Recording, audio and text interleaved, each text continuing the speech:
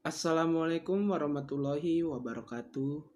Perkenalkan, nama saya Firdaus Kurniawan. Saya dari kelas 11 IPS 2.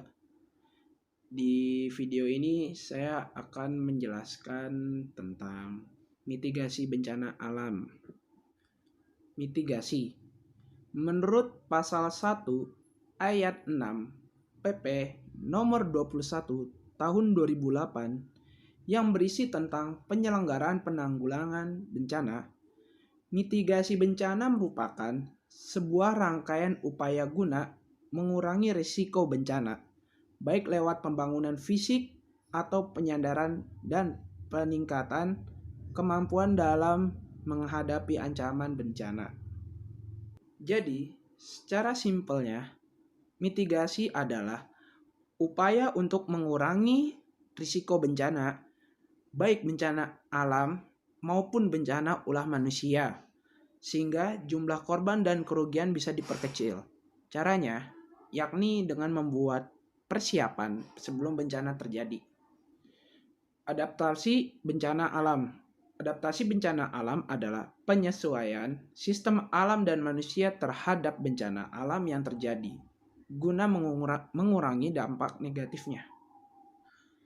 Penanggulangan bencana. Penanggulangan bencana adalah rangkaian kegiatan yang dilakukan segera mungkin setelah kejadian bencana untuk menangani dampak buruk yang ditimbulkannya. Jenis-jenis mitigasi.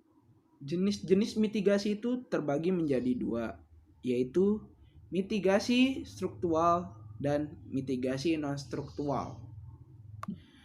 Mitigasi struktural. Mitigasi struktural adalah meminimalkan bencana yang dilakukan dengan cara membangun berbagai prasarana fisik dan menggunakan teknologi. Misalnya dengan membuat waduk untuk mencegah banjir, membuat predeteksi aktivitas Gunung Merapi, membuat bangunan yang tahan gempa, atau menciptakan early warning system, atau untuk memperdeteksi gelombang tsunami. Mitigasi non-struktural. Mitigasi non-struktural adalah upaya untuk mengurangi dampak bencana, seperti membuat kebijakan dan peraturan. Contohnya, Undang-Undang Penanggulangan Bencana sebagai upaya non-struktural dalam bidang kebijakan, pembuatan tata ruang kota, atau aktivitas lain yang berguna bagi penguatan kapasitas warga. Ada beberapa tujuan lain dari mitigasi. Yang pertama, meminimalisir risiko korban jiwa. Yang kedua, meminimalisir kerugian ekonomi.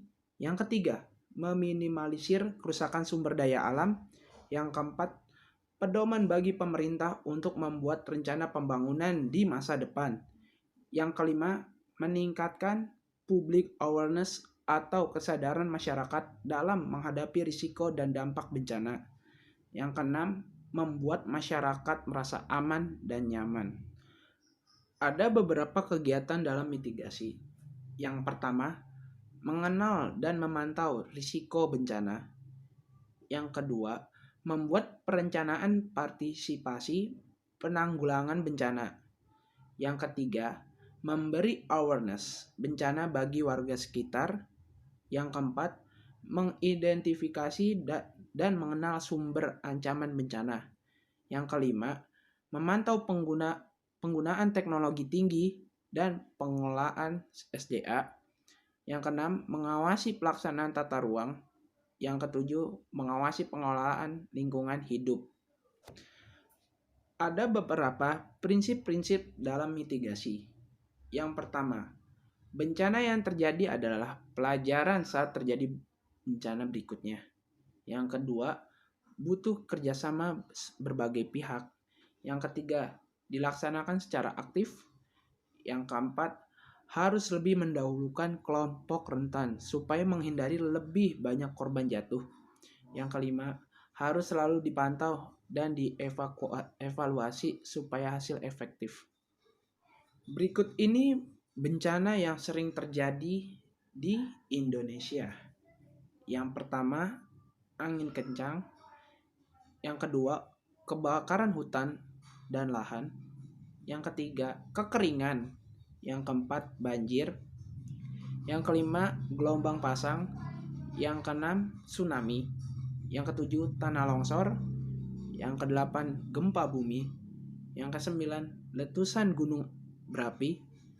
Yang kesepuluh, wabah penyakit. Segitu saja penjelasan dari saya tentang mitigasi bencana alam. Kurang lebihnya mohon maaf. Wassalamualaikum warahmatullahi wabarakatuh.